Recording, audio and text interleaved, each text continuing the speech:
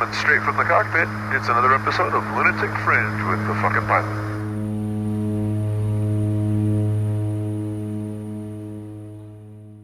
Ready, set, go.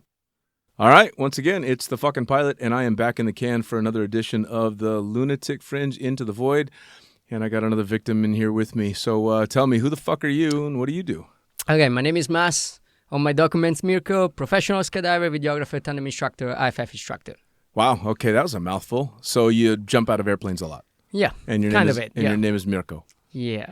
which you hate. Yeah, Nice. kind of. I don't hate it.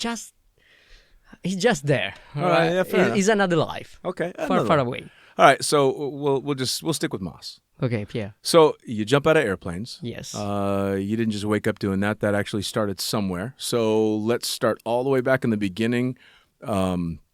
How'd you decide? How'd it happen? Where'd you make your first jump? Do you remember that guy that was doing a lot of advertising? His name was Patrick de Gallardon? Wingsuit extraordinaire, sky surf inventor. Yeah. Pretty much, Yeah. right?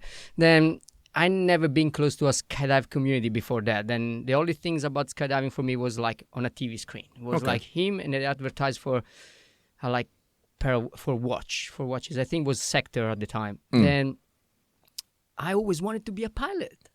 No jokes. Yeah? Always wanted. My degree is ATC, actually.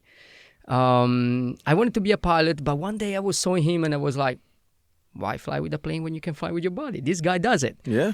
And then had this dream for a long time to be a skydiver. And he stays there for a while, then start to fade. And then one day my coworker decided that he was going to do a tandem. And I said, why not? And then I went there, and then suddenly I was jumping out of a plane, and I love it. Fucking love it. Awesome. And I was like, oh, I should do this. And this is in Canada where you're from, right? Yes, that's from in Italy. I did my first jump. Why you did that? Okay, so yes, you're Italian. Yes, I'm Italian. And you did your first jump in Italy. In Italy. Whereabouts? Not in America. You can see my accent is not very American, okay? Bologna, the drop zone was called Fly Gang at the time. Fly Gang. Fly Gang. It was like, the reason why it was called Fly Gang is because this guy, they took like the two used word at the time, which was fly from aviation and gang bang. And they put them together. So fly and gang is okay. It was like a really, really interesting drop zone at the time. Now fly gang, that's the English. Yeah. So what is it in Italian? I don't know. There is no translation for it, I think. Oh, so it was just in English. But just in English, Fly Gang. It was actually like this. All right, cool. Fly Gang. Now So he's he was not a calling skydiver and a pervert. Yeah, but Wait, that's the same thing. Wait. That's the same thing. Well, let me rephrase, okay? Yes, I was. Okay, yeah, fair enough. No, not you. Him, the guy that made up the drop no, zones. no. I know you're a I pervert. think everyone subconsciously went there for that exactly reason. Oh, It was like a catch name. fair. Oh, so he was selling two products. Yeah, basically. exactly, pretty right. much. Okay, no, I can understand it. So you go out and you make your first jump because you saw videos and such of Patrick de Gallardon. Yes, sir. No, but this happened when I was like very 16, to be honest. Like, no, even earlier, like 12, 13, 14. I had a big problem when I was a kid. They found out that I had just one kidney. Then my family was very, very like, I don't know, like close-minded. Then I was not able to do anything in my life. I was not able to play outside with my friends because they were afraid I was going to lose the other kidney if just a hit was Sure. hitting me. Then it was like very protective. Okay. Then they would not leave me alone. Then, true story.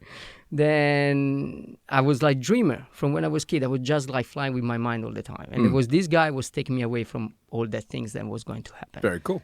Then one day when I had the age, I was like 20 and I felt like I was able to take off by myself. I actually did it. And I jumped out of a plane. You and did the jump. I'm guessing Mama didn't like that so much. No. What does Mama think now? Because you've been... Now she's proud. Before, totally no. Yeah, well, I can understand that. Totally no. Mine was actually relieved that I was just jumping out of airplanes. Oh, really? Oh, yeah, but you. Yeah, we know you. I've had other jobs. Yeah, exactly. Like, come on. Yeah, no. She was glad I was just keeping my pants on. I have a question for you. Please. Did she ever come to watch one of your shows? She fucking did. It was horrible. It was horrible. She came to the stage show at the club that I worked at in Las Vegas, and I made the mistake of telling the DJ and the MC that my mom was going to be coming. And he must have seen me like reacting to my mom being there, because he announced right before I had to go on stage for my set that my mom was in the audience.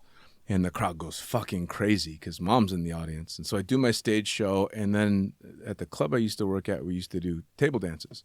Like dance for the girls at the table, just like the reverse. Did your mom put the dollar in? No, thank God. But I turn around in the middle of a table dance, and I look over my shoulder, and my mom is there taking pictures. And I had to stop the table dance. Excuse me, miss, I'll be right back. And I'm like, Mom, no, you gotta fucking go. This is not okay. So, but we're not talking about me and. Yes. No, but wait a second. There is an audience here, okay? A little bit for both of us. Yeah. Do you have any siblings? I do. I have an older sister. Did they ever come to see your shows? She was there that night. Did you kick her out as well? Yes. Oh, okay. Get the fuck out. This is not okay. It's not all right. It was just weird. Okay, let's go. But she was proud, so that's it could fine. be worse. But she was still relieved when I was just jumping out of airplanes. Oh, fair enough. Yeah. So you make your first tandem. Obviously, you were hooked. For a second. Yeah. So where did it go from there? Within 2 months, time to save some money, and then I end up doing the FF course. My first jump was actually the 1st January 2007. Okay. Then it was cold as fuck, was minus 30 degrees, minus 20, something like that. For Americans, that's in Celsius, not Fahrenheit. Thank you. And it was terrible. Still fucking cold. Yeah, it was terrible. Yeah. But I loved it. I remember there was this moment with the adrenaline, and that's I still have it, that moment right now sometimes when you are on the plane and you just look at the door and you're like, what the fuck am I doing here? You're like, I don't have to be here. I can choose to be somewhere else, but somehow I walk to the door and jump out of a plane. Well, but let me ask you, though, because for me personally, the only reason I'm still a skydiver and still enjoy it is because it still scares me. Yeah, it does.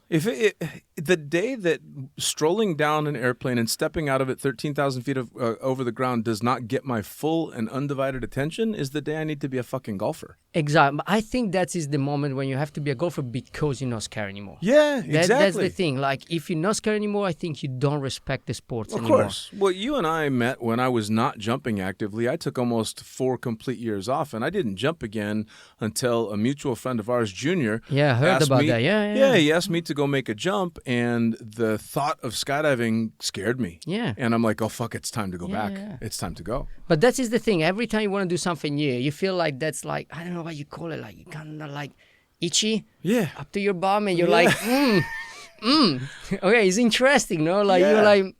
You become like a 14 teenager again. You're like, I want to do it. Oh, I don't know if it's right. I want to do it. It happened. It happens still right now with some tandems, maybe not with everyone. When you find for example, for me, because I do a lot of tandem, I love do tandems. Sure. When you find the tandem, then he's cool, he's relaxed, he's cool, he's chill, then maybe it's not the same things. You get okay, this is another jump. But when you find the tandem, then he's very freaking out. Oh, it's so much That's fun. Scary. He's scary on his guts.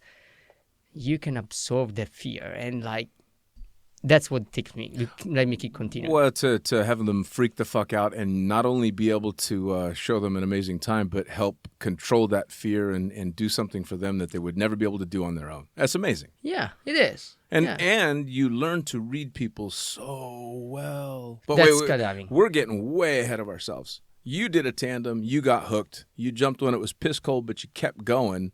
Yep. How did you end up starting working in the sport? We know where you're at now, but how'd you get started? One day, my drop zone was really famous in Italy because they were doing a lot of event with famous skydiver, the famous sky gods, like Pete Allen, PD Factory Team, Babylon at the time, all the big ones were coming there. Volare with Mike Carpenter, very good people, amazing people. Wingsuiting with the Birding team at the time. Then in Italy was really the center, the skydiving center, where if you want to know something about skydiving, you must go. Because not to be bad to the other drop zone, but they were investing a lot on these kind of events. Then Sure. I kind of start to meet the PD Factory team. And the first time Shannon Pitcher was there, Jan Bobo was there, and Jay Molesky was there. And I saw them swooping. Something else, right? And you know what I see? I see the chicks next to me loving that. Yeah. Yeah. And Yeah. like, what do you want to do? Like, You are Italian. I was a nerd. No. Wait. I was a nerd. Wait. Like, Wait. Just back up just a second. You just described 3 of the best swoopers that ever touched nylon. You watching them land, and the first thing you noticed wasn't a badass swoop or all this or that. It was the chicks next to you checking them out. Yep. You are fucking Italian. For sure. I love it. For sure. I love it. I'm not taking back that. No. Well, hey, no. I'm right there with you because I'm Italian by blood, not by birth. Fair enough. True story. Yeah, I wasn't born in Italy, but I'm born to Italians and a little bit of German and stuff. Your surname is still Italian, okay? Ricci, Ricci is yeah. very famous in Italy. Yeah. Like, keep it. No. So I completely agree. I just think it's very funny. Dude, is that? Yeah. It was that. But we're going to get there about the chicks later. Of But course, yeah. what happened is like, it's easy. Like, it's just like, I want to be one of them. Like, you have to understand that I was a nerd. I was playing computer 13 hours a day. No jokes. Well, you were doing that for like competition stuff, weren't you? Yes. I was competing in computer games at the time. I was like 17, 18. Was nothing really like too big at the time. Was small, but that's what actually gave me the possibility to go in skydiving. Like I won a prize money. I won like 5,000 euros. Wow. Computer games. And I actually end up like saying what I'm going to do with this money. And at the time I was a sponsored player. Then I had like free computers, free software, free hardware, free everything. And I was like, I can't spend this money on computers. Right. It's free. Then I decided to go and do skydiving. And throw it on skydiving. But I was serious nerd. That's why when I see these girls like looking at them and I see their eyes, they were like popping out. I was like, oh my God, they touched the water. And like, it's such like a stupid image. Like you feel like, oh my God, these guys are touching the water. Like, and I was like, I want to be like that. Yeah. So you kind of got it hooked right then. Yeah. So how did you go about trying to not be a video game nerd? I start to jump every weekend. Okay. Every weekend I was jumping a lot. My drop zone, the owner of the drop zone, like take me kind of in their hands, in their heart. They see them. I was like a silly poop head over there. So they felt bad for you. Yeah, pretty much. And it was like, okay, let's be compassionate and help this dude. And they put me together. Like, no, seriously, I have so much to thank them. Who are they? Give me names. Walter Idra at the time, which I didn't respect enough when was the time, and Stefano Volpi, which I respect too much at the time. Then so that was an apology and a fuck you. Yes, pretty much. I like it. Yeah, this is where to let it go. Yeah, no problems. Like we clear our heart to each other at the time. Yeah. So they take me under their wings and they help me. And I was a train driver at the time, as you said. So wait. You were a train driver. Yeah. Is that like code for some like actual trains? Yeah. So you were a locomotive engineer? Yeah. No. If you want to call it like this, in Italy we actually call it train driver, like proper translator. Like. Okay, what's the non-translation? Macchinista. Nice. Macchinista. That's how we call it. Okay, cool. So how the fuck you played video games for 13 hours a day and then you spent the rest of the time driving trains? Yeah, everything happened from before. I was working for DHL at the airport at the time, and it was one of the best job ever. I was working 4 or 5 hours a day at night, and then I was having the day to work, to play games all the time. Okay. And it was the perfect job. Good money for less time. Sure. Then I wanted to explore. So you had a good job driving the train. You were making money playing video games, and you decided to take this nice little life that you'd carved out for yourself and fuck it all up by becoming a skydiver. Yeah. Awesome. Yeah. Good choice. With no help of my parents, which they stopped talking to me for 6 months, pretty much. They did. I bet they did. Come on. In Italy, you have to understand, like, train driver is a well-paid job, like a future pension. Like, you get, like, $6,000 a month, $6,000 a month. You get going pension when you are 50. You mean skydivers don't have pensions? If they get there, maybe. All this fucking time, I thought I had a pension coming. If they get there, at that age, maybe. Yeah. Well, party hard. Yeah, for sure. Yeah, no, it's not the jumping that kills skydivers. No, exactly. No. Everything else, all the shit that happens on the ground. I agree. So you've taken under their wing, and they're helping you out. Do you start working on the drop zone now? Are you learning how to pack parachutes?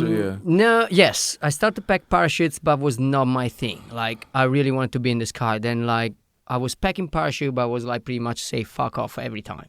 And every occasion I had to get in the plane and do a video, tandem in this case, or a coach or something, I was there.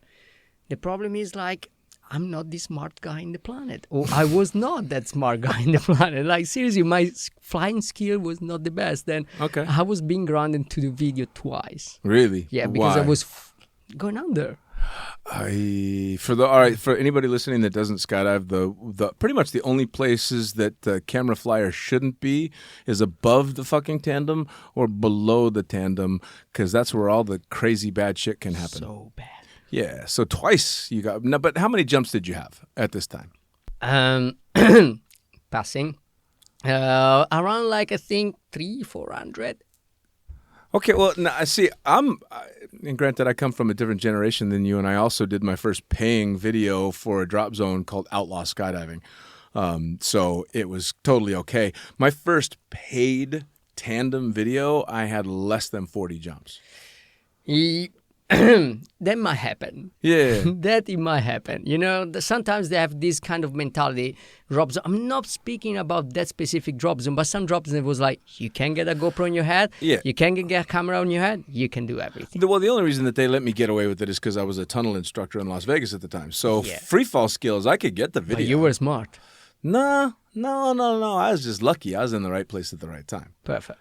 But I also didn't fly under my tandems. Yeah. Yeah. All right. I was not really smart. Yeah, but you were a low time jumper. Come on, a couple hundred jumps. That's just enough jumps to know how to kill yourself. Yeah, fair enough. But, like, you know, there is these things, you go under, you feel like, oh my God, I fuck up. I need to get back. I need to recover what I did.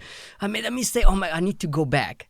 And then when you make the second mistake, right, then it's not cool. So now tell people that don't jump, why is being under a tandem bad? Well, a coworker that I had assist actually one of these malfunction, which is like one of the worst that might happen on a tangent jump. Like, your container might just open during the free fall. Mm-hmm. Everyone might think it's not me, but it happened. Sure. So you're saying the parachute could accidentally, the tandem's parachute could accidentally open. The videographer parachute can accidentally open under the tandem jump, which means that you're going to make a wrap. Sure. Like, the tandem parachute is going to be wrapped around the canopy of the video flyer. And this is, like, really the worst scenario, because here we're talking about 3 people. And one is a very an innocent person, then he just wants to enjoy her time. Sure. Well, and another bad thing that can happen, too, is the same if the tandem were to be accidentally deployed. This if you fly above, for sure. Well, and even below if you're really close, because the tandem at first with some equipment actually accelerates a little bit, which means that they could fall into you. Yeah. So again, bad. So never directly above, never directly below. Completely agree. So you got your ass grounded for that. Yeah, twice. No more tandem. If you want to do video tandem, you go back on training. And that was a guy that at the beginning, I didn't really like it. Of course not. Yeah, you never like the guy that comes to you and says like, hey, you know what? Stay calm down for a second. And you are like full of hormones around the planet, chicks everywhere, like, and you want to just to be like, hey, I'm a video tandem, like, you know, like, give phone numbers to the chicks and everything. That's what it was. Of course. You need to get my background. Loser, skydiving, boom, explosion, nuclear, atomic bomb, boom. All you have to do is say video game and vagina. And that pretty much sums it up. Pretty much. You played video games 13 hours a day, and all of a sudden you found out what a vagina was. Exactly. Yeah, that's actually what happened. That would pretty much scramble any guy's brain. Yes. And that's what happened to me. In skydiving, no. Yeah. All right, so we'll fast forward just a little bit. You've obviously now gotten to the point where you're not flying under and over tandems and doing stupid shit and getting grounded. So when did you find yourself established in the sport and working in the sport? Okay, I'm going to start a little bit from around that time. I was like 1,000 jumps around, and the PD Factory team come around the drop zone for the second time. This time, instant then, Jay Molesky, there was another guy. This guy was Jonathan Tegel. Okay, for who doesn't know, Jonathan Tegel, for my modest opinion, it was the best person. I'm not saying skydiver in the world, but person in the world. Like, loved him with all my heart. Sure, as many people did. And this guy, I come from a provincial, like outstanding, like very close-minded drop zone. Like, he's Italian. We don't see much around the world. And this guy suddenly, I don't know why, maybe because he was feeling sad for me, or I don't know. Seriously, I'm not joking. Like, from after his death, I tried to see everything. Sure. Seriously, like I tried to understand him in everybody. Why me? And I was never able to speak English, not because now I can, but at the time, seriously, zero, none, nothing. And this guy decided to take me to Lake Elsinore and take me there for like over a month, few months. Nice. And like take me under this wing. And we were like just speaking Italian and Spanish. Okay. And I don't know, this guy showed me the world. Sure. In his way, in a small way, he showed me the way and changed my life. Because like I thought I was I was trying to buy a house in Italy. I was trying to be like, the perfect little Italian, like work hard, go to church, which it talks about drop zone, go to drop zone right. every Sunday and be good. But he told me, and he says like, you must come with me. I was bullied at the drop zone. That's why I say before it was a thank you and a fuck off. Sure. I was bullied at the drop zone, and people that were smarter than me saw that. So you got bullied at the drop zone? Yeah, People were not nice to you? Yes, the owners. Actually, the owners. Like, we're not talking about the other people. The owners, because I wanted to learn. I was starving to learn. Like, think about to take a person then sit in front of a phone right now, nowadays, 13 hours a day, and you put him on somewhere when he found out that is his own life. Like, this is like what he wants to be. Like, this guy wants to absorb everything, wants to learn. That was me. Sure. And this guy was taking advantage. Some of them were taking advantage, big time. Yeah, for sure. And I learned a lot, but I gave back a lot. And these guys see that, and they were like, you must come with me. And I went to US for the first time, and I was like, wow. Well, in Lake Elsinore, and I'm sure you made it over to Paris Valley.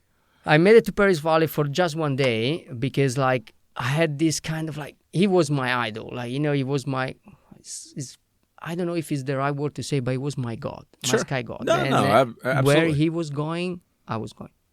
And I left skydivers, because one day he just said to me, listen, get fuck out of here. Go spend some time somewhere else. Like, seriously, like, I was leaving attached to his shoulder. And the only thing he said to me was like, listen, there is skydivers, 30 minutes, there is Paris Valley, 30 minutes from here. Just get the fuck out of here. Just Please. go check it out. Yes. Like, that's what happened. Now, when would this have been? What year? 2009. Okay, so well after my time. Paris Valley is the very first turbine drop zone I ever jumped at. Yeah, very pretty drop zone. To be honest, I tell you, I went there, I didn't jump. No? No. But that's okay. No, because I was too stupid. I was like connected to him, and I felt like you see, everything comes from the past. In Italy, if you go and jump in a drop zone close to another drop zone, you do something bad.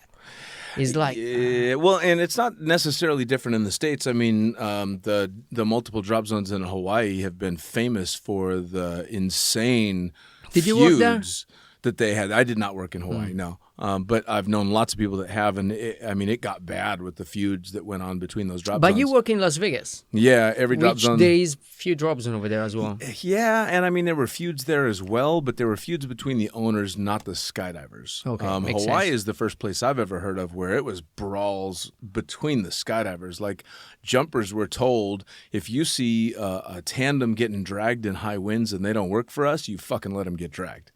Now, where I come from, you don't do that. You help anybody out. It's a skydiver. Yeah, That's fair enough. You take care. So I understand, believe me, I understand how one drop zone and the other kind of feud thing, but Paris Valley and Lake Elsinore have always kind of been definitely one of the exceptions because they are so close, but they're interchangeable with a lot of the people. Actually, I was there. Wait. Well, at least they were in my time. I'm going to say in my time. Wait. Actually, I was there for the Chick Rock Boogie. Of course you were. Exactly. Of course you were. Exactly. And Skydive Paris sent a Twin Otter to them, if I remember well that time. I kind of have like a memory of like a Skydive Paris plane, or maybe it was the Skyvan at the time. Anyway, they sent a plane over Elsinore. Absolutely. In Italy is impossible. Yeah, again, I worked for a competing drop zone in Chicago. There was Skydive Chicago and then Chicagoland Skydiving. And when Skydive Chicago was trying to do one of the big records and they didn't have enough planes, we gave them our otter. I mean, we were flying it. You flying it? Yeah, myself and the owner were flying, and I think it was a formation of 8 or 10 twin otters. Texting you, bad thing. No, man, it was all good. Okay. It was all good. And again, this is way back in my time, but in '98 when I was still doing the sky surfing thing, it was myself and my sky surf partner, Mary Tortomasi. Did you wear a board under your feet? No, I was the camera flyer. Ah, okay. Here, look at this. Look at this. Silver medal from the U.S. Nationals, baby. Oh, my goodness. Wait. I'm biting it to check if it's real. It's real. Read the back. It's real. 1998, second place, women. Yes. Open sky surfing. Absolutely. That was definitely Italian for a quarter. Damn right. Well, and what's her last name? Tortomasi. Very Italian. Very Italian. Very Italian. Very Italian. So she and I were a team as well, but we competed in the Paris Valley Challenge Cup in '98. Took second place, and then we ended up in the open division in the Nationals, which was in Elsinore. So it was all the same people, and it was great because it was all well mixed, and everybody was really happy. And that was when I ended up on board the airplane with some of my heroes because I was still very low time in jumping, and Arizona Airspeed was on the airplane, and Omar was on there doing freestyle because he wasn't with the free fly clowns anymore. Well, there weren't free fly clowns anymore, and we were sky surfing with Craig and Tanya O'Brien, who I think I've said it on every fucking podcast. They're like the most amazing team that ever was. How long did you view sky surfing? Only maybe 500 jumps. That's a good number of jumps. Yeah, no, it was good. It was good. But for who doesn't know, 500 jumps means like more than a jump a day. All right, yeah, it was a lot. It was a good chunk of jumps, but we were lucky that both of us were instructors in the wind tunnel at the time. Okay. So we trained a lot in the wind tunnel. Wait. Stop it, because you already said once, but I didn't want to. Do you actually have an EBA? Oh, this was so far before that, my son. Oh, God. No, man, I became a tunnel instructor in 1996. When the only tunnels, 11. Yeah, fuck off. I was 11. No, sorry, 12. The only tunnels that existed at the time, if I'm not mistaken, was Las Vegas, Pigeon Forge, Tennessee, and the military base in the U.S. There was no iFly. When they came out with iFly and they were saying it's going to be wall-to-wall air with glass walls and shit, everybody in the tunnels that I worked in were like, "Are we talking about open air wind tunnel?" Kind of. Do you have I'll to show you fly sometime. off? No, you can't fly off, but the big walls were padded and you had dead air. So you because I was being scared of that. When you see the wind tunnel open air and you see like you can go up, but then what about if you go on the side? This, you can fall off the air column, but Yeah. you fall 25 feet onto big pads. Oh, okay. Yeah, I've still You sure hurt about that? Yeah, I've still hurt myself really terrified bad. about that. But so we did that, and trained in the tunnel, and we were actually sponsored by the tunnel to do all the competitions and stuff. But this is way back in the back. Well, dude, this is something that I definitely didn't know. Choose second place medal, and they're like looking at me. That I didn't know, and I know Daddy from a while. Yeah. Right? There's always something to learn. It's been a while. Okay, so anyway, you were in I'm going to call it my alma mater because Paris Valley was my first turbine drop zone. Gypsy Rose was the name of the aircraft that I jumped out of. I guarantee a lot of people were smiled. you flying or were you jumping? Jumping. No. Okay. I didn't start flying until many, many years Wait. later. Where did you start jumping? Where? Yeah. Vegas. Like tandem AFF, Vegas. Yeah, I did AFF in Vegas. I learned how in Vegas, and I worked for every drop zone that ever was in Las Vegas. But Paris Valley is only 2.5 hours away from Las Vegas. Okay. So when Mary and I were training for sky surfing, we had to have a twin otter, or at least a larger aircraft. So we would drive down to Paris Valley and train. Okay, that's cool. Yeah. That's awesome. When was that? Say again the time. That would have been. We started jumping together in '97. We were in the Nationals in '98. I was 13. Yeah, it's definitely my daddy. Long time ago. Yeah. And we'll get into the whole daddy thing later. Keep calling me daddy. People are gonna think some really weird shit. There is nothing weird. It's just him back off from me. That's it. There's a bunch of weird shit. But anyway, so back to Paris Valley. You don't fucking jump in Paris. I don't even fly in the tunnel. He's right there. He's looking at me. But I come from a mentality where you cannot jump in a drop zone where you work for it. I was not working for Essien, don't take me wrong, but the respect that I have for Jonathan, because he was there and he was his own drop zone, then it makes me feel like guilty. Sure. All right. And that's something that I have with myself for a long, long time. Sure. Like, I was never able to jump in another drop zone because I was feeling guilty towards my own drop zone. I say they give me a lot, but I realized way later how much I gave it to them. So you treated it like cheating on a girl. Yeah. Ah, all right. Yeah. So when Yeah. did you finally get over that? When I come back from US, start to work like as a full like videographer over there, because like I was competing, I was training a lot in canopy pilot, and that's the main reason why I went to Elsinore, right? Then Jonathan told me, come to US, you're gonna see a different world, and we can train together, right? And he never charged me, all right? That's why he amazed me. Like this guy was like a PD Factory team member, like one of the founder of it, and he never asked me one fucking cent. I was sleeping at his place for a while. So for another time, I was sleeping at the drop zone, and I was just wondering why this dude is doing that to me. All right, like I was like, does he want to bring me into bed? It came to my mind. Like, was he using you to pick up girls? Hey, look, I'm taking care of this poor little nerd. You should bang me because look how nice I am. It might be. It can be everything. But I realized that I don't care. Yeah. I don't care. Fair because he showed me a world, then otherwise I was not here right now. I was not talking to you. You would have gotten into bed with him. You would have. Dude, like that guy showed me you feel alive. I'm not gonna say no, I'm not gonna say yes. But that guy was how you wanna say no to him? No. I get you. I think everyone met Jonathan once. They can totally say that he has this kind of like attitude towards people that it was impossible to not fall in love with him. If we were talking about girls, like fell in love like a proper like relation love, or how you say, like admiring him as a person and everything. Yeah. That's what happened to me. Well, now, do you think because a lot of names have come up in not just conversations in the podcast, but with a shitload of people, and everybody's got a number of people in skydiving that they just can't say enough good things about. What is it that draws these amazing people to skydiving? I mean, obviously it draws some shitty people too, but more than not, we tell stories about people, both living and dead, that are just almost too good to be true. I think, I do really think that most of these people, they know somehow that one day it might be the last day. Okay, I'm trying to be like straight, okay? Even with me, I'm not do crazy stuff. I don't do base jumping, but like every day, one day, I can be hit by a car in the middle of the street. Doesn't have to be skydiving, but we have this mentality about like your last day can be today, and that you want to give someone to something else, to someone else, all right? Sure. And then you take someone under you, and then everyone, like I had it myself too. I see someone, and I get somehow connected, and I want to give my knowledge to them somehow. It doesn't have to be that they have to be like me, but I want to transfer my knowledge. Then I think like in a kind of way, like Jonathan for me or me for other people, like the only thing we want to do is like try to bring more people, like try to create like a circuit and, sure, and create an...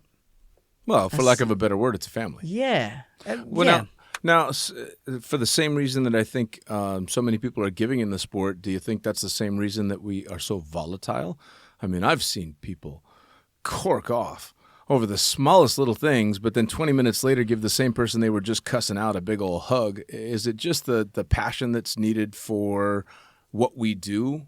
I'll break the heart straight away. It happened to you and I. Yeah. Like, it happens. Like, you know, like, we not live for tomorrow, we live for today, right? Then why get upset for tomorrow when we can solve our problem today and keep going on, right? Why stew over it tomorrow when I can say, fuck you right now? Exactly, right? Then, like, I say, fuck you right now, but then tomorrow, like, you know, I already say to you, fuck you. I don't have to think that about it anymore. Exactly, it's right? Done. I think everyone, like, I remember, like, you and I, we had, like, kind of deep discussion once, or a few more than once, like, there was like you and Zach. I remember like you were telling me about like Zach, right? amazing person, but you guys sometimes were drifting away, come back together, drifting again, come back together. I think this is life, no? Like people drift away and come back together, but the fact that we know that tomorrow can be the end of it can help us to drift back together faster. For sure. Yeah, you definitely try and get back to it quicker. You don't want to lose time. Like that's the major thing. It's like no lose. You fly for 1 minute, then you have to pull a parachute. It's 1 minute. It's not 2. It's not 3. It's not 4. 1 minute. 1 minute to be upset is enough. Then chill. Well, and then it's done. Yeah. Then it's overdone. So we get through stuff fast like that, and I'm sure it's the same in other extreme sports. Really, skydiving is the only one that I have any real knowledge of. I've lived in it for so long now. But it draws these very, very passionate people. We fall in love quickly. We get happy very quickly. We get pissed off very quickly. So we do all these things big, and it doesn't linger a whole lot. We're also not the most politically correct group of people. I'm fucking foul-mouthed as hell. There is any politically correct? Well, there is in the rest of the world, but we don't live in the rest of the world. Exactly. So what do you think about this whole political correct stuff? I get to some degree when the customer comes on the drop zone, you have to be professional and you can't show too much of who we are. But my rule is once the bonfire is lit and you're still on the drop zone, fuck you, you're going to see what it's like. Yeah, exactly. No, I agree with you. Yeah. I agree with you. No, I really do have a lot of respect, But do you think... in that place far, far away, when I was able to managing some people, like, you might not like everyone. Sure. It's fair, like, you not get, like, really close to everyone, but what do you want to do? Then sometimes these people, they come to you and they says, like, hey, you know what, fuck off. And you can't really just say anything to them, anything, but you need just to able to look forward about it, like, and see, like, and take them as for what they are. And that's, I think, is the beauty of our sport. So I think you and I see eye to eye on a lot of things, especially in regard to how the sport is. And you learned a lot from JT. Yep. For sure. You end up making your own path eventually in the sport. I'm sure his passing was not easy on you. Nope. It couldn't have been. And it was not easy on a whole lot of people. And this is, I try and keep the podcast as lighthearted as I can. Wait. Can I tell you a story? Please. All right. Then this story stays here. No one is listening of it. Shut up. Yeah, so nobody tell anybody this story. In Italy, we were famous at the time because I was a loose cunt. I was literally losing myself, right? Wait, pardon, hang on. I think that got lost in translation. You were a loose cunt? Yeah, actually, it has perfect translation. Is that? I'm actually going to use that in the future. We had a Skyvan at the time. The Skyvan has a big area. You can do a lot of things on that plane, especially at night, with a lot of people. All right? I see where we're going. Okay. You know what the drop zone was called? Yeah. Fly Gang, right? And I remember, seriously, that was something I do remember, that JT one time like grabbed me and said to me, like, and says, like, there was a lot of people at this Chick Rocks boogie, like really a lot. And he knows me in Italy. Like, I'm one of the most retarded person in the world. I'm shy. I'm a nerd. But in Italy, at the skydiving drop zone, I'm like, boom, I'm mass. I'm rocking it. You got the accent. Yeah. No, but like, he's Italian. He's Italy. I don't have the accent over there. Oh, over there. I just have the attitude. Yeah. Like, I'm mass. I'm not Mirko. I'm mass. Mirko is the nerd. Mass is the skydiver. Now it makes sense. Yeah, I'm rocking it. I'm seriously rocking it. Like, I'm killing it. And JT took me to a door at the time. Opened the door. And there was a lot of fun on that door. A lot of fun. A lot of fun. Okay. And he closed the door. You did get to go through the door, yes? No. You didn't? No. You just got to... Wait. Remember, I was speaking Italian with JT, and JT was speaking back Spanish to me because I was not able to speak English at the time. Awesome. And JT closed the door. Like, dude, it makes me cry when I think about that. He closed the door and says to me, like, you want to be there? And I was like, yes, in Spanish, okay? And I was like, sí? Seguro? Like, yes. He closed the door and said just to me, like, you know what? Get the fuck out of here, speak English, and come back. Man, I was like, my heart was broken. So to paint the picture, He walks you up to a sky van. No. It took me. I was in Elsinore at the time. Okay. It took me to a door. He opened this door. So not the sky van, but he took you to a room. To a room in Elsinore. Opens the door. Behind this door are a whole bunch of really fun Stuff. activities going on. Yes. And tells you if you want to partake, you got to learn English, and then closes the door in your face. In my fucking face. Awesome. Dude. Did he call you Mirko? No, I was Mas at the time, dude. I was Mas, but yeah, I was Mas. Really, in that case, I was like, serious. When he closed that fucking door, I was like, what the fuck? I bet that stung. And then that night, I met a person, which I still remember her name right now, and I really, really do appreciate her. Like, her name was Kat Henning. Mm-hmm. I don't know if you know her. Is like a skydiver. She used to jump a lot. I'm not sure she jumps a lot, but I was not able to speak English, and I was by myself at the bar drinking a beer. All right? That was me. I was not able to speak English. She comes sit next to me. She offered me a beer. She cheers me, and she left me. And after JT and her, that's when I realized, like, I got to learn English. I need to fucking learn English. I want to get laid. Yeah. Well, like, okay. Kate was hard work, all right? It was really hard work. That was not possible. But she was like the kind of girl, like, I think like she was awesome. She's a skydiver, a cool girl, chick, and this girl from nothing come around me and no for me. What's the name again? Kat Haney. Okay, all right. I'm gonna have to. I'm gonna have to see if I can remember. I'll have to think about that. All right. Yeah. Well, cool though. So you ended up with this motivation that not only you're being a little bit more accepted, but you're also getting your balls busted, which skydivers are amazing at. Yeah. I think we can both agree if you do not have a thick skin in skydiving, you're not going to be a skydiver for long. No. And that's coming from a guy that's been nicknamed fucking Princess for 23 years. I wasn't like. They were shouting at me. They were like shouting bad words. And this coming the second... No. Bad words, like not jokes. Like right. You're a dickhead. You're an asshole. You cannot do that. You're a fucking dickhead. You're not... in front of everyone. Like we're talking a real humiliation. That's pretty hardcore. Yes. And this come the second person that changed my life. Mr. Ernesto Gainza. The guy that jumped with the smallest parachute in the world. You sexy little fucker, you. Yeah. He is too. Yeah. Isn't he? Yeah. He changed my life. The fucking hair, the attitude, the accent. Oh, Ernesto. He was little, but he's a fucking Rottweiler. Nah, good things come in small packages. He's good. Yeah, exactly. He's good. And Daria knows. Yeah, and Daria knows. Daria, his wife. How tall is Daria? Oh, I don't know. Like almost 6 foot. She's taller than me. She's taller, and he's a little. But this is the classic representation of like the statue of a person is not about his height. No. But it's about his art. His art was like. Yeah, no, he's massive. big as he's Insane. fucking as tall as the David. Insane. Yeah. All right, so Ernesto, you meet Ernesto, who does hold the world's record for landing the smallest parachute ever. In the world. Then I was in the national team of skydiving, canopy piloting at the time. I was competing for Italy, and I was the organizer for 2 or 3 national championships in Italy. Okay. I was actually organizing the championship. And Ernesto came one of these national championships, and he literally looked at me, and same as Jonathan, he says like, you do not belong here. I didn't know what Ernesto was doing at the time. I didn't know anything. We were just competing together. Then I was meeting them in Klatovy, in Russia, in Belgium. Like I know, the European circuit. I was like just competing around the European circuit. Sure. And Ernesto said to me like, "You don't belong here." And I was looking at him, and I was like, "What the fuck are you talking about? Like, I don't understand shit of it." And he was like, and I was like, "Okay.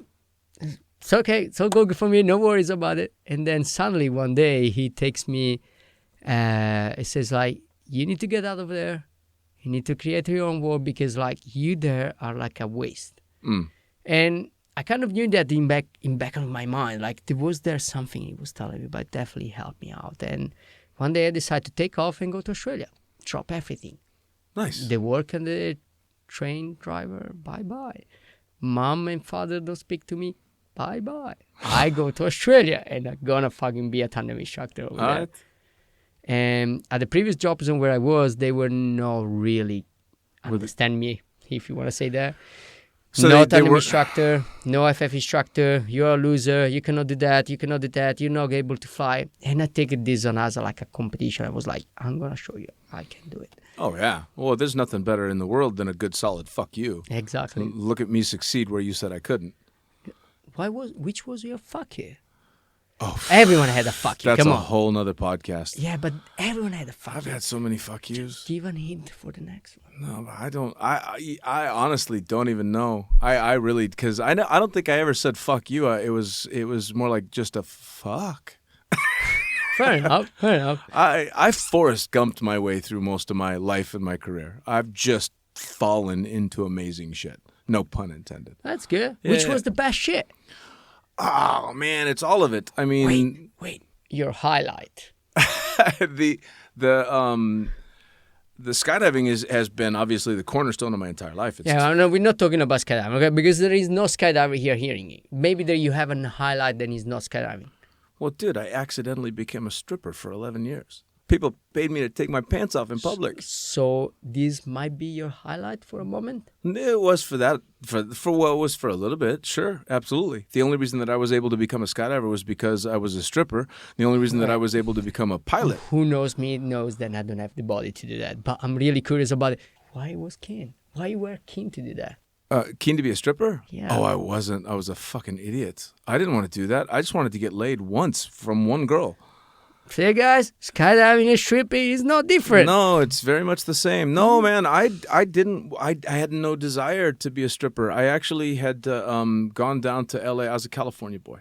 Mm-hmm. And I had gone down to L.A. because every California boy that isn't hideous looking wants to go be famous. Okay. So I made my attempt to be famous and didn't. Oops. And ended up back in Northern California where I was from, working a shitty little job in a banquet office in the Holiday Inn in Sacramento in Northern California. And I ended up working with just a whole bunch of girls. And I had a big crush on just one girl. Now, when I was in L.A., I did nothing. It was horrible. These chicks. I come back, I got this shitty job. I don't have a car. I got to ride a bicycle to and from. I'm a total loser. I'm just not a horrible-looking loser, but that was it. I had zero going for me, no talent, no nothing.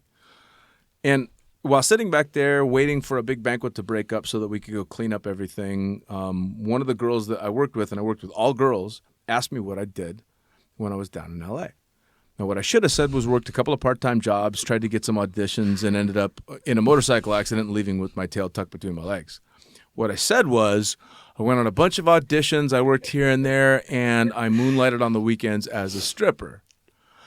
I have no idea why I fucking said that. None whatsoever. And luckily, they didn't get to ask me any questions because as soon as they were ready to ask me questions, the banquet broke and we had to go in and clean everything up. So about a week goes by. Nobody has said anything, so I'm thinking I got away with it. For whatever reason, this lie popped into my Did you get the 21-year-old chick? head. No, wait. I'm getting there. Okay. A week later, that's the girl that I had the huge crush on, comes bouncing down the hallway, bounces up to me, gives me a big hug. Dean, you've got to do me a huge favor. Of course. I mean, you know, guys, especially 21-year-old guys with no cars, will fucking do anything a pretty girl says. Sure. You got to do me this huge favor. My sister's birthday is next week. We let it go to the last minute. Everybody's booked. You have to do me a favor. You have to dance. And in my head, I'm saying, fuck no, there's absolutely no way I can do this. And then out of my mouth comes, sure. And I'm going to save them the rest of the Because story. you cannot fuck up right now. You can't say no. No. You sell yourself. Oh, yeah. No. It was a done deal. And I said yes. And I did the show. And it was the single worst experience of my entire life. And somehow that translated into an 11-year career of public nudity. Well, Which it worked. But I'll tell you what, and maybe I suppose that was my seminal moment in life because that lie is the only reason that I'm sitting here talking to you. Because I would not have become a skydiver, I would not have finished becoming a pilot, and I wouldn't have done all the things that I'd done if Was I had good money? being a stripper. Yeah. Well, you know, everyone asks, but like, no one knows at the end. Everyone thinks you might have. I ran out of stripper money when I became an airline transport pilot. So I spent all my stripper money and then some. So I see it in picture when he was young. If you have a good body, you're good looking, get your ass to Las Vegas and try stripping a little bit, okay? His work. It worked. Yeah, give it a shot. Why not? Exactly. Give it a shot. If I was able to, maybe I But would tell then you. that fucking son of a bitch. What's his name? Channing Tatum. Yeah, Channing Tatum. I never watched the movie. No, Okay. that motherfucker was a stripper after I became a stripper, but he made the movie. I wrote a book, but nobody's ever read it. You wrote a book? I wrote 2 books. Oh. But we're not talking about me. No, we're talking about you. no. Wait a second. Everyone listened to me, but someone wants to listen to you. Well, yeah, no, I wrote the Blue Skies magazine, the fucking pilot book, which is is pretty interesting. I was reading to him before I came to Dubai. Then when I realized it was him, I was like, what the fuck? Then, yes, he's pretty interesting. Yeah. So I wrote that one, and that's just previously published articles from Blue Skies magazines that I'd written, because I've been writing for them for almost 10 years now. Okay. But the second one is called The Accidental Stripper. And that's all about that story and what happens from there. Where we can find them? You can find it on Amazon. Okay. The Accidental Stripper. You can also go to, I'm going to go the full plug now. Exactly. You can also go to thefuckingpilot.net and you can go directly from the links there to buy both of them. Get the book or you're a bad person. Yeah, you can do that too. and then tell everybody. All right, but back to you. Fuck this. Back to you. So that was my moment. That's how I ended up here. But so you're doing the competing. You've stepped out of the nerdy, getting bullied. Now you're in Australia. You become a tandem instructor. Yep. I am already a tandem instructor. I work as a tandem instructor for like a season. I was having like 300-400 jumps, and as everyone did it, I faked my numbers. Because in Australia, they were asking you 500 jumps. Like, who's the idiot that says I have 350 jumps? No offense to the people that did it. I'm sorry, okay? But, like, sometimes you need to... I remember Richard Branson, right? Mm-hmm. Like you. Yeah. Okay, like Richard Branson say, if someone gives you an opportunity and you don't know if you can accomplish it, just take it and try your best to do it. Yeah, fake it till you make it. Exactly. If you cannot make it, say sorry. But if you can make it, you win. Yeah. And that was my mentality at the time. I was like, I can't lose this opportunity. This is my moment. I need to get the fuck out of here. So you lied. Yes. You lied. But you lied for a check. I lied for life. But it's the same thing. That doesn't matter. We did it. I agree. And it worked. Now you're here. I'm here. I agree. Right? We're both sitting in a toilet. Exactly. Which is a fucking amazing toilet, which is still like, okay, later. Yeah. You're going to see a picture of it. It's insane. Anyway, I'm in Australia and I go to Wollongong. Busiest drop zone in the planet. And I was like, fuck yes, I'm in the best place in the world. Skydive Wollongong. Like they do 300 jumps in a day, 400 jumps in tandems in a day. Jeez, these guys are like the machines. Yeah. And I thought like, I'm going to work for these assholes. Of course, it's not going to happen. Like these guys take like real professional. They know, like I was like a kind of a manager. If someone say you have 500 jumps, I know this dude. I have 300 jumps probably. Like, you know. Then this guy don't believe any words of me. Fair enough. Shake hands. You the good point. But a guy at the time helped me out, which his name was Rob. And he sent me to a drop zone in Early Beach. It's a small drop zone. A little Cessna helped me out. Like you're not gonna do a lot of jumps, but you're going to have some fun. And you're gonna and I went to Early Beach, which is in north of Queensland. I was doing 4 or 5 jumps a day, 6 to 7 jumps a day in the weekend. It was pretty good. I gained a lot of experience over there. And I messed up a lot. Like, as you do. Yeah, exactly. As you do. Handicap. Never did handicap in my life. Oh, handicap. And they asked. For those that don't know, you're not only doing a tandem where you're 100% responsible for another life, which is strapped to your chest, and dealing with the parachute system, which is strapped to your back. You now have a fucking camera strapped to your left hand, and you have to frame pictures and video while you're doing all this other stuff. Exactly. Yeah, so the owner of the drop zone, one of the most amazing person, like seriously, I haven't met, like Jonathan Ernesto, this guy. What's his name? Right. I don't remember. I'm a bad person. That's okay. I'm a bad person. I didn't remember your name till you told me. Shut the fuck up. I'm a bad person, but this guy, I told to him like, hey dude, you know what? I found an apartment down to the road. It's like 3 kilometers away, but I don't have any ride. I'm going to cycle every day. This dude was like, you know what? Fuck that. Take the van. Every night and every day, drive our van. And I was like, wow, this guy gave me the van, let me drive every time. I was coming from Europe, driving on the left side. No, well, anyway, different from Australia. And then I found myself driving on the other side of the road twice, close accident. Like, seriously. But anyway, I get to work and I get to jump out of a plane. Once, the most crazy story ever in my life, I had to landing on a tree.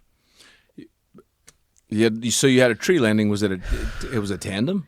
It was a tandem with a 16-year-old dude. You landed a tandem in a tree? Yeah, man, like, you gain experience just making mistakes. That's how I take it out. I've never landed a tandem in a tree. I've never even heard of anybody landing. I kind of did it. Yeah, I did it. That's awesome. No, it's not. But it was cool because everything went perfect. All right? Except for the landing in the tree. No, actually, it was pretty cool. Because I explain you these things. Like in Australia, you have gum trees. All right? These trees are really small.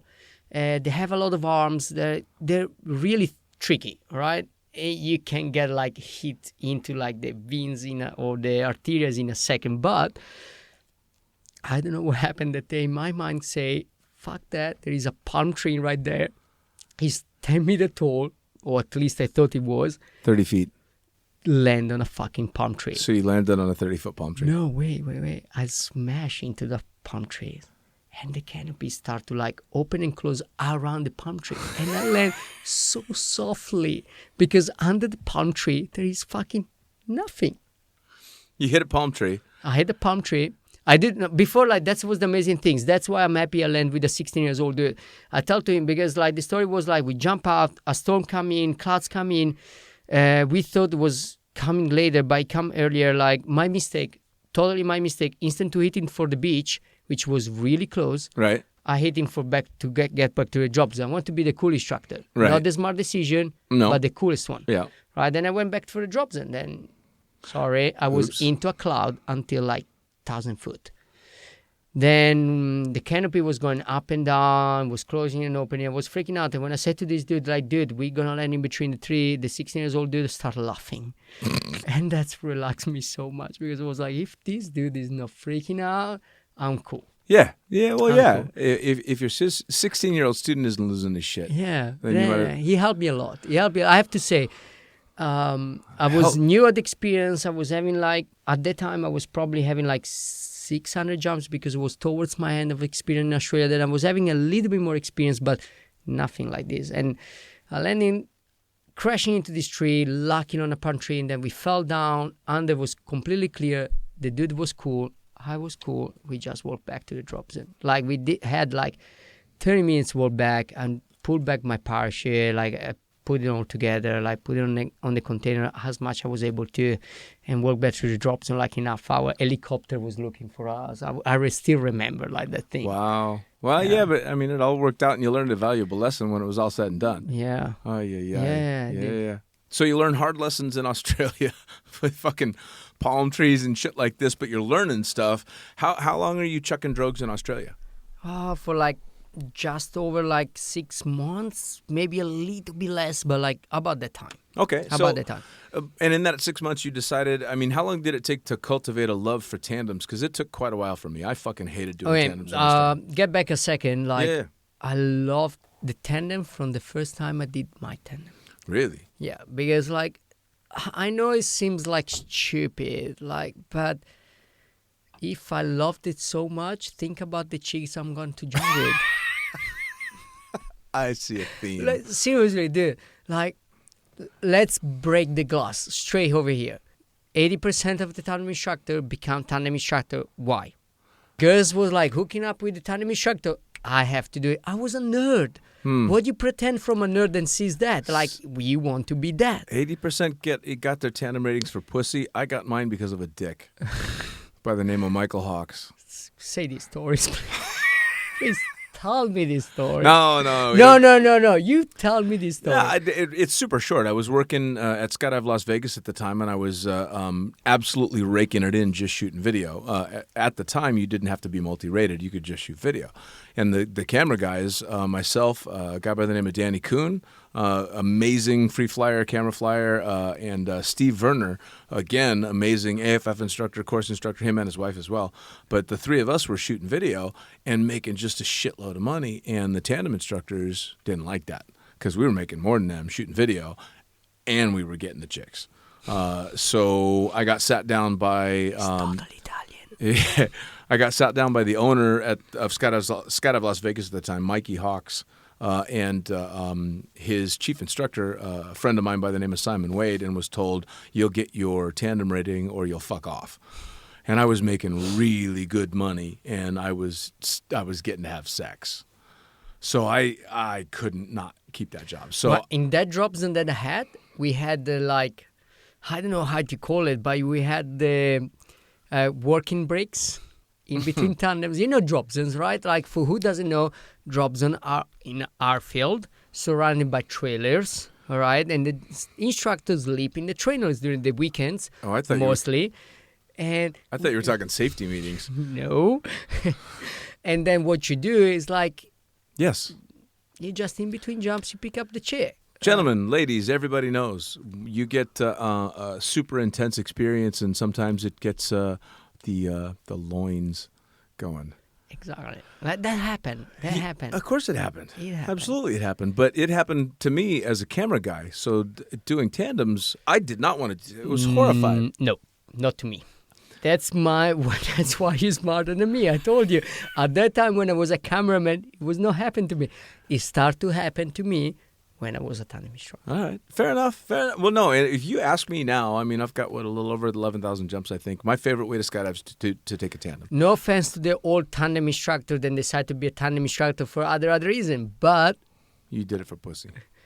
I still think the 80% of the tandem instructor, I might say 90, but 80% of the tandem instructor did it for the same exact reason. It's easy. And it's cool. It's like, say, you are you play into a rock band, all right? You are like the singer. You're the lead You singer. play the guitar, few chicks. You play the bass, some chicks. You play the drums. The drums. Yeah. That's what you're saying. A camera flyer is the drummer? I think so, Oh, yeah. You should have been in my band. Then. Oh, well, that's why you were smarter than me. In my point of view, the drummer or the... even right now, today, nowadays, I don't like to do video.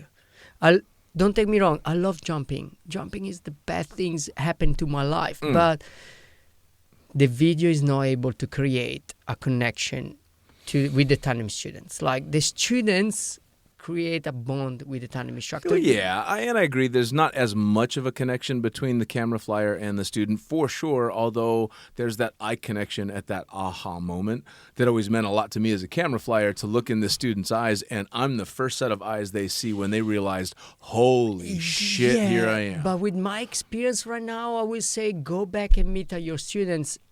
Which name is gonna remember? Of course, no, absolutely, and nothing to give back to the video. Yeah, no, and I don't disagree at all. I don't disagree at all. So, well, then, so clearly we're talking to the guys right now, but not necessarily the guys, because we know a lot of female tandem instructors as well. Yes, who are absolute badasses. Completely the opposite. Who I guarantee did not get into. Well, at least most of them didn't get into it for the pussy. I met so many badass tandem instructors. Sure. So many badass tandem instructors. One of the most badass tandem AFF instructor I ever met, and tandem instructor I ever met.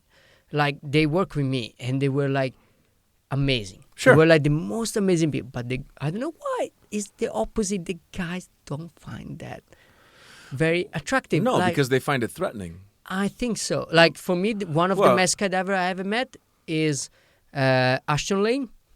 Like, she used to work for Skydive Dubai for a while. She was like, when I see her for the first time, she was like, wow. And she was like, back in the days, like, related to Junior, which you interviewed like a while ago. Yeah. And she was like really good, and a soul and a person and everything. She's amazing, but at the same time, I think like people like her is a threat, as you say. Of course it's a threat to guys, because guys we're trained to be macho, and guys are supposed to be tougher than girls. Now, that being said, if you listen to the podcast I did with Olga and Cornelia, I got to give Olga shit because she was on record with me. Yes, you were, Olga, so shut the fuck up. I can hear you talking from here. She was on record as saying she wouldn't date a non-skydiver because they were a bunch of pussies. I can say, I know Olga and I know Cornelia, right? Two different persons, completely different, but amazing at the same time. I really, if I was not a skydiver and I was looking at them both for how much attractive they are, as a man, I would probably feel like a little bit on a coffin with myself. Well, yeah, you'd be threatened. Of Yeah, course. for of sure. course, For sure. because Look at them. If you don't know Olga Namovan and Cornelia, they just did a podcast with Dina, and they're very amazing chicks. That is super good, but they are at the top. Yeah. And if they are at the top, you cannot be at the top. Sure. No, and that's threatening to a lot of guys, Yeah. for sure. Well, now let me ask. So you said you competed for a while, but you ended up chucking drogues, and you Yeah. are, for all intents and purposes, a skydiving workhorse. Yep. You chuck drogues, you shoot video. Yep. There is no podium. There are no medals. No, I have few models. Yeah, but I mean now. You Oh, know. no. Yeah, so you had your time, and just like me, you know, I earned my medals and stuff, but it was a very small part of my career. But you've decided to turn it into a career that there are no accolades. No one is going to, with the exception of the individual people whose lives you touch, there's no fame, there's no fortune. I don't need a there's badge. Yeah. Like, my life is always been that. Like, I was like always an outsider in everything. I was an outsider in life. I told you my family was really like restricted, and it happened with skydiving. I was like really bullied. Like, I was always an outsider. Then what I realized is like my life is not a badge. All right, then. Well, now when did skydiving? Because in every podcast so far, the one thing that everybody has said is that beside the jumps, the draw to skydiving has been the community. But for you, it wasn't. The community was not a welcoming thing. No. So when did it change? Because you could not keep doing what you're doing if eventually it didn't switch. No jokes. Still, go back to Jonathan Tagle. He opened the door and he closed the door. He showed me a word and he closed that word. And he said, if you want that word, you need to get that word. You need to get there. I'm not going to give you that word. A lot of people are used to get everything they want on their hands. Like, you know, a lot of people are used, especially in this society right now. You want this, you get this. You want this, you get this. Jonah Instant gratification, yeah. Yeah, no. He made you earn it. He just fucking closed the door. He says like, no, fuck you. You're good. You can be better. Get the fuck out of here and come back when you know. All right? So what happened is I was in Australia at the time and I was throwing drugs, as you say, and Ernesto Gainza called me. And he says like, dude, how many jumps do you have? And at the time, seriously, no joking, no more like lying and everything. I was like, hey, dude, I have 600-700 jumps. And he was like, you know what? I want you. Okay, why not? Like, Jonathan Tagle was living there, working there. My idol was living there, and everyone was there. The teams was there. Everyone was there. The war was going around there. Well, and over there, too, at the time, you'd sit in the States and look at everything that was happening in Dubai and go, holy shit. Yeah. It was like the dream drop zone. Yeah, you would see Mike Wittenberg like shooting videos. You see Jonathan Tagle landing on a boat. You would see like all these people, and you were like, "Fuck, I want to be there. I need to be there." And I went there, and I arrived there, and that's when I start to put myself. I went back to Italy first, and I start to like study English. I will start to learn English. I need to be there ready. I don't want to be anymore the loose cunt and people like have, how is the word for English when they kind of pat you and they says like, it's okay. Yeah, no, they're just kind of helping you along, yeah. Yeah, I wanted to be the person who was like, you know what, I'm going to get that. Sure. And that's when I realized that, I seriously realized that skydiving was my card, my badge out of like the loose world. All right. I was a loser.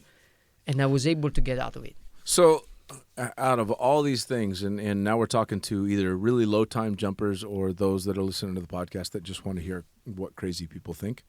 Because they think we're fucking... If you don't jump out of an airplane, if you've never jumped out of an airplane, you think we're crazy. Yes, they do. Or they think we do really cool shit, but they still think we're fucking crazy. Yeah. So for those people, the motivation to step outside their comfort zone, besides pussy... beside the pussy, but like... That's what the freaking world turned on. Of course, yeah. Yeah. We want to be good people, don't talk about that. But if you want to get out of it, for me, skydiving was set me free. All right. So you got a kid that's a gamer. You got whether it's a boy or a girl. You got somebody that's maybe just a little bit shy. You got somebody that wants to do something crazy, but they don't want to go too far. Why pick skydiving? What is skydiving going to give them? You don't think for 1 minute. You don't think for 1 minute, and everyone is so keen on time. Tomorrow you have to wake up at 7 o'clock, go running, go to the gym, work at 8, meetings, blah, blah, blah, emails, blah, blah, blah. 1 minute of your life becomes so much important and you hold into that. Living in the moment. Yeah, living the exactly moment. Like I used to work like as a manager in a drop zone, and you're like, when you jump out of a plane, there is no managing. There is no problems. There is nothing. There's you and your free for time. Doesn't matter if you do tandem, doesn't matter if you do video or FF or whatever the hell you're jumping out of a plane for, but it's you and the freaking free fall. Yeah, you could be doing a world-class, amazing routine that everybody's going to ooh and ah over, or you could literally be flailing all around the sky, and the end result is still the same.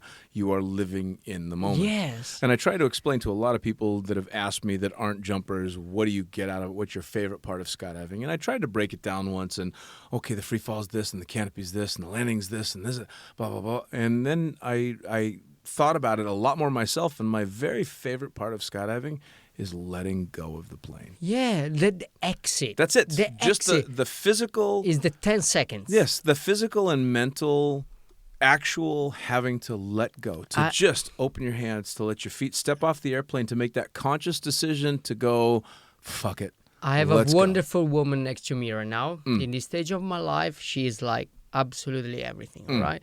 And hi, banana. Ciao, banana.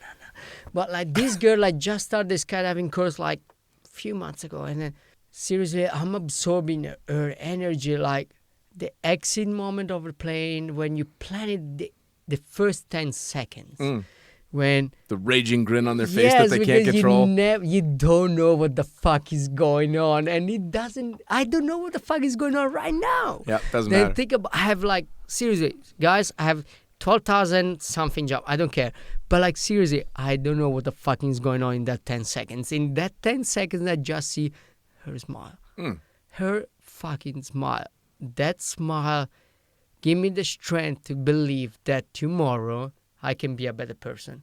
And that's happened when I jump with... Fucking hell, we got deep. Yeah, no. Yeah, you need to it's good. You need to be able to go deep, all right? Yes. When you jump with different people every time, when you jump with a tandem student, that's why I don't like video. I don't like video because they're not touchy. You don't feel it. But I like tandem because I feel the adrenaline on the students. But when I jump with Tori and I see her face right in front of me, and like, of course, she's like she's just well, there. And it brings it all back. It fires it all back up, and it makes you remember, even if you've forgotten. I forgot for a little while, and then I remembered on my own. But you get to remember each and every time, especially when jumping with Tori or anybody like her, why you're in it in the first place. Because, I mean, we can say anything we want about skydiving. Skydiving has become extremely safe. I trust the safety of overall skydiving more than I trust driving down the highway by a long shot. But skydiving is still fucking dangerous. You're jumping out of an airplane and you're trusting on some nylon and string to do what you want it to do. I actually heard about Tom Newman today. Tom Newman, who doesn't know, is one of the most expert guys in tandem jumps, UPT and everything. Right? And he actually said that. He says like, we don't want to use a specific word in skydiving, which like, sorry, but I don't remember the word which one is it, but it pretty much says like we don't want to showing off that the skydiving one is easy because it's still dangerous. Yeah. All right? Then everyone, like you do rock climbing, you do like any sports, like you take your sport. I always thought that something extreme is your mind. Doesn't matter if you do skydiving, doesn't matter if you do rock climbing, doesn't matter if you need like scuba diving.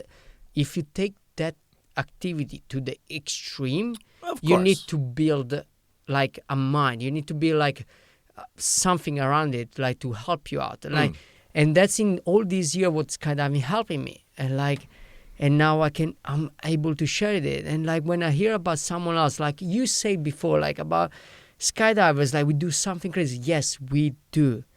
But we try to take out the best out of it. Of course. Well, and yes, we do. What we do is a little bit nuts. It's in our DNA. When you get to the door of the airplane, your entire being is screaming, "What the fuck are you doing?" It does. And it takes a lot of discipline to not only get yourself to jump, either discipline or crazy, whichever, pick, to do that, but to do it over and over again and then to control it. And I had a wonderful conversation with Melissa Nelson Lowe, actually, very recently, who said that the more and more you jump, the more and more you take control of that inner dialogue in your head that's screaming, "What the fuck am I doing?" And it becomes, all right, I'm doing this. And it's a mix of both, because I still, just like you, have that what the fuck as I'm going to the door. And as soon as I let go, it's this is what I'm doing. That's what I always say to the Italian students. What they say to me, they ask me, like, did anyone bail out? And I say to them, like, listen, there is two adrenalines. Like, the first one is the one, it makes you feel like, what the fuck am I doing? I'm jumping out of a plane. But as soon as we open the door, that adrenaline takes you in the door. It makes you jump out of a plane. Sure. Like every drop zone, like I used to work in a drop zone, they do a lot of jumps per year. And we had like maybe 10, 20 bailed. And seriously, when you get to the door, you really cannot stop yourself to jump out of a plane. If it happened, okay, we can maybe do a turnaround, sure, and jump again. But most of the people will jump out Most of of a the people plane. will jump, no matter how terrified they are. And I think that's the adrenaline. I always thought there is two adrenaline.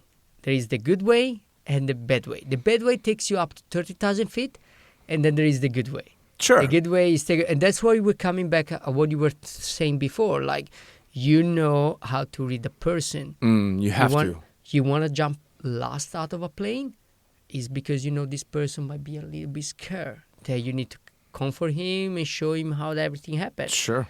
You know this person is going to be a good lad, then you jump first because you know you can do that. Well, you become a 60-second psychologist. You have to learn how. I like it. Yeah. I do like it. You become an on the fly, I can say or do what this person needs to give them an experience that I know from personal experience is going to be fucking amazing. Yeah. And you also know, and knock wood, I've never actually had a refusal, but You were a tandem instructor, right? for a very long time. I've got maybe 8,000 tandems. Exactly. Yeah. So what was your experience with tandem? In the beginning, it was horrible. I hated it because I was forced into it. It wasn't a choice for me. So I got forced into doing it, and I went into the course not wanting to. The very first paying customer I ever took was a Japanese guy that spoke no English. All I want to do is tell this guy how not to kill me, and I can't. There's no fucking way. So that was my very first experience was, fuck, I can't even tell this guy how to put his foot on the step. And we were exiting out of 206. And if you've done that, you know that there's a whole lot of commands you have to give someone in order to make that go smoothly. And then all of a sudden, I'm talking to somebody that doesn't speak English.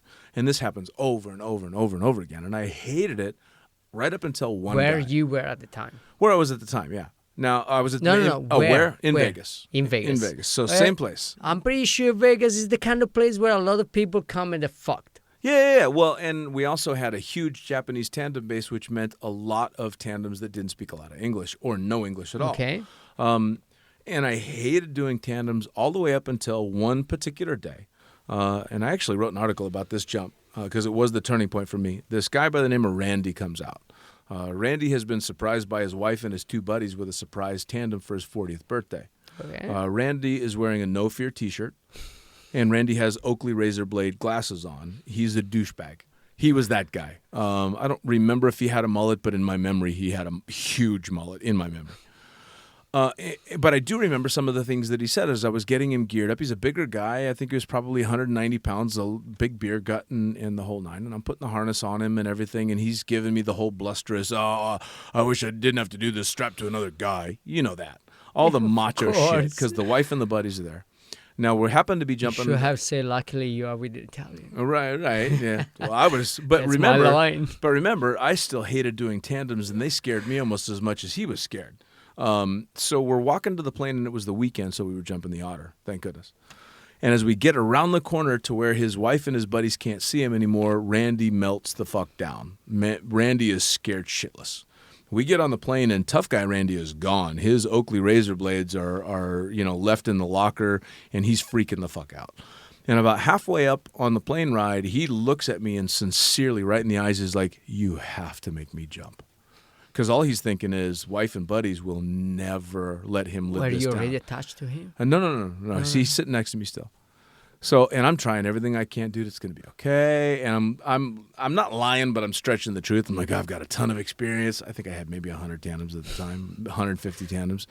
And it comes time to get ready. And again, for those that don't jump, especially in a twin otter, when you're having the student get attached to the parachute system and you have to have them sit up on your lap. So I have Randy, this tough guy, is now sitting in my lap like a little kid, talking to Santa Claus. But he is shaking so fucking badly that I can physically feel him shaking. And I'm trying to joke around because I'm thinking the only thing that's going to work. For Christmas is you. And I'm thinking the only thing that's going to work is to joke around a little bit. So I'm like, dude, if you don't stop shaking, I'm going to sprout some wood. You're sitting on but it doesn't work. And I'm like, oh, fuck. I'm like, all right. So I go sincere. We're all clipped in. Look, Randy, we're going to be okay. I'm going to take good care of you. I'll get you to the door. You just do what I say. Everything's going to be fine. We get to the door. Ready, set, go. Out the door we go. Into free fall. Pitch the drogue. He gets in the position he needs to. And, of course, in free fall with all the noise, you can't really tell what's going on, but I'm getting that vibe from him. And I've got thumbs up and everything. And I don't know if he's giving the thumbs up to the camera because he thinks he has to. Is he still that guy? I don't know. But the parachute opens up, and he is screaming his ever-loving... Parentheses, most of the people mostly look at the camera and say hi for a picture right now. But back in the day, who knows? Yeah. So he's doing all that, but the parachute opens up, and he's screaming his head off. But it turns out he's screaming happy, thrilled. So as I'm doing Are you able to hear him? Once the parachute opens up, and he said, "Oh my God, that was fucking amazing!" All this stuff, and I do my housekeeping duties. I take the lower straps, the laterals off, and I loosen up his chest strap. And in rare form at the time, I tiptoe land him right in front of his wife and his two buddies. And I'm expecting him to go give his buddies a high five and be all macho and shit and, grab his wife's hair and bend her over backwards, something like that. And Randy, as soon as I unclipped him, turns around, jumps both legs in the air, wrapped around my waist, both arms around my neck, which knocks me the fuck over, and kisses me full on the fucking mouth. And then jumps up and runs over and hugs his wife. Wait, get back over there a second. Yeah. What they did? Yes. Say it again? So the badass guy turns around, dives on me, and kisses me on the mouth, whiskers and all. And at first I'm like, holy, what the fuck, dude? Get the And then it dawns on me as I'm still laying in the dirt as he's running on. Do you know how much took this guy to do that? Exactly. And that was the thing is as I'm watching him walk off with his buddies and his wife, I'm like, for even just that short period of time, even if it only lasted 20 seconds, Randy forgot to be the hardcore, no fear, Oakley blade sport and badass that he'd been when he showed up, and he was just himself. And right then, and literally at that moment, laying in the dirt, I'm like, I love being a tandem. No jokes. It means 5 seconds can change a life. When did you start flying? When I was 16. Oh wow, yeah, that's good. Yeah, I was young. Thanks, Mom and Dad. And I didn't start flying again until I met Granddad. Oh yeah. Guy. I started working at Grandpa. I started working at Skydive Cross Keys, and Skydive Cross Keys had a flight school on the field, and so I renewed everything, re-upped everything, started flying again, and then the rest is history. Yeah, man. Happy? Yeah. Oh God, yes. I wouldn't change it for anything. Wait. Say it again. Are you happy? I'm absolutely happy. That's perfect. Don't get me wrong. I have shitty days just like everybody does. Oh yeah, who doesn't? Yeah, but those shitty days are luckily surrounded by amazing days, and fair enough. And those shitty days, you actually feel kind of you're almost happy you're having a shitty day because you're like, well, fuck, man, it's been going so good. At least this. Wait a second. Now I'm taking back to this is the fucking pilot podcast, but everyone listen about the interviewer guys. I want to hear about. Tell me the best story that you had. Oh. And then we're going to continue for that. But I want to hear the best story. Actually, Randy is my favorite tandem story ever. Yeah? Yeah, man, he was the guy. He really was. I mean, I've been very lucky in my time in my sport, and I've said it before and I'll say it again. In talking to an extremely high-profile jumper once, he jokingly called me, well, maybe jokingly, called me a name dropper. And I thought about it, and at first I wanted to be insulted, and then I went, oh, wait. I think everyone would be. I'm like, wait, no, I'm totally a name dropper. And I'm a name dropper because I've got really fucking cool friends. At the end of the day, the coolest thing about me are my friends. Because I'm like you, man. I'm a workhorse. I was a workhorse tandem instructor. I was a workhorse camera flyer. I've been a workhorse jump pilot. I consider myself good at all of those, but there's always somebody better. And I'm fine with that. I'm great being a workhorse. I love it. Wait. So, like, guys, no jokes right now. I'm going to hug Dean. I'm definitely moving this fucking microphone. Oh, he is. He's coming in for the hug. I'm coming for the fucking hug. You can see her, like, I'm hugging him. You didn't shower before you came over. Awesome. I love it. Well, now let me ask you. As we're slowing things down and we're getting towards the end, I want you to do the same thing. Answer the question. What do you say to anybody? You want to jump, you want to do this or that. What's your advice to anybody that's kind of just trying to sort shit out? I don't give a crap about skydiving. That's what I want to say to you. Like, I don't care if it's skydiving. I don't care if it's rock climbing, scuba diving. I don't care. Like, as you said, you are happy. Just take it. Take it there, hold in. Hold on to you, because, like, everyone is going to be jealous about you. Oh, like, yeah. When I see people jealous about me in a good way, don't take me wrong, don't be jealous, like, but they see people like says, come to me and says like, oh, you have the best. That's what they say every time after a job. Like, So, a job, you have the best job. Mark Norman said the exact same thing. There's nothing better in the world than to hear someone say you've got the best job in the world. Please don't take me wrong, people. My job is the best job for me. It might be different for you, but if you find your job, hold into it. Oh, yeah. Hugging, take it tight, and make it yours. There was a moment in my life, I'm not lying to you guys, like, I'm pretty fucked right now, then I can, frankly speaking. When you were playing video games 13 hours a day, masturbating using tears as lube? Dude, like, seriously, guys, like, I was that guy. No joke, that didn't give you the perfect picture of it. Guys, hold on to what you dream. Like, I'm the exactly reflection of your fucking dream. Yeah. I made it. I'm not the most smartest person in the planet. I'm not the most, like, crazy person in the planet. But I made it here. You can do it. That's the Hold thing. it. That's the thing that people don't seem to understand is the end game should not be money. It shouldn't be fame. It shouldn't be possessions. It should be I'm fucking happy. Happy. That's it. Happy. Like, I'm happy. Dean and I had, like, back history. We know each other for a long time with, like, so many people. But, like, seriously, how many people can count in your life that can say, come to you, and it says, like, hey, Dean, how are you? I don't see you for 10 years, but you know what? I'm happy. Yeah. And that's what it needs to be. And if anything, that's been the theme to all the podcasts that I've done so far, is that everybody that I've talked to, good or bad experiences and scary experiences and thrilling experiences, every one of them they're happy. They're absolutely happy. And that's all that matters. All right, so parting words. Give us the Moss parting words. Make it special, make it fancy on the fly. I sing. You sing? I love to sing. Oh, I God. love Can to we sing a fade little this bit. out No, to you singing? fuck that. What are you going to sing? Like, Tori, I love you so much. Sing- I'll tell you, like, Sing to her. why. Please, sing to her. But she hates that. Sing to her. But she hates Please, that. banana, you know you love it. But she hates that. What are you going to sing to her? No, I can't sing that to her because she hates that. No, you have to. What are you going to sing? No, I can't, like, really. Like, she has a history about, but, like, before I met Tori, like, long time ago, like, everyone knew me at the place where I was working for a long time because, like, I was singing all the time in the place. I actually got grounded. No, not grounded, but I actually got in a meeting and they says, like, hey, man, you know what? You should come down a second. But I was singing every fucking time. And my favorite group is not because now he's in the movie, but I love Queen. And there was like Bohemian Rhapsody. And You're not going to sing Bohemian Rhapsody. no, I'm not going to. Which one are you going to sing?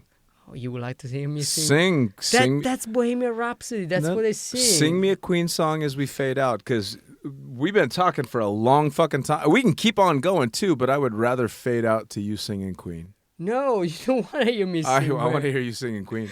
Well, you have already like the other song, but I don't know. Is this like this song for me means freedom? Okay, right? Sing it, baby. I don't know. Sing me some freedom. I'm not gonna sing it to you, but I'm gonna. Don't you read shit. You sing it, or I will mute your fucking mic. I've done it to other guests. Do you gonna sing with me? No. Oh, fuck that. No, I was. Is wait, no. this the real life? I was once asked not to sing Happy Birthday. Is this fantasy? Caught in a handshake, no escape from reality. Caught. Come on, sing with me. No, keep going. No, keep you going. sing with Keep me. going. Keep going. I feel like really bad right now. I want you to sing loud because I'm going to do my Look party. up in the sky. All right, guys, as he's singing out, he's going to keep going. This has been another edition. On.